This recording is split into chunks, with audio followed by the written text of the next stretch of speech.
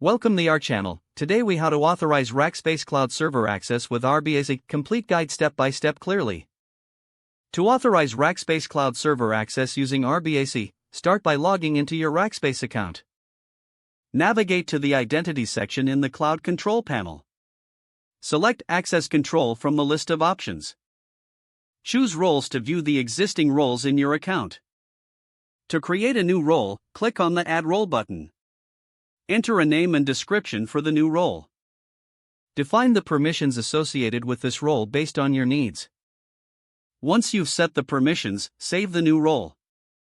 Next, go back to the Users section. Click on the user you want to assign the new role to.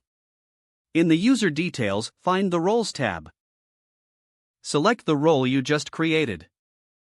Assign the role to the user by clicking the Add Role button. Confirm the assignment and ensure the user now appears with the new role. To check if the role has been assigned correctly, return to the Users list. Select the user again and verify the role is listed. For further verification, you can log in as the user to test access. Ensure the user can perform actions associated with the assigned role. Monitor user activity and permissions through the audit logs if needed. This ensures a smooth process in managing access securely with RBAC in Rackspace. If the page does not load, refresh the browser or try again in a private or incognito window. Make sure you are using the correct email address, then retype it carefully to avoid small typos. If your password is not accepted, use the reset option and create a new strong password you can remember. Check your spam folder for verification or security emails, then complete any requested confirmation steps.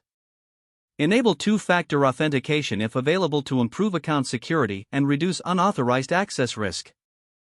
After signing in, review your profile details so your contact information and settings are accurate and current. If you see an error message, note it down and try again after restarting your device and internet connection. Log out when you finish, especially on shared devices, to keep your account and payment information secure. Don't forget to like this video and subscribe to our channel for more step-by-step tech guides.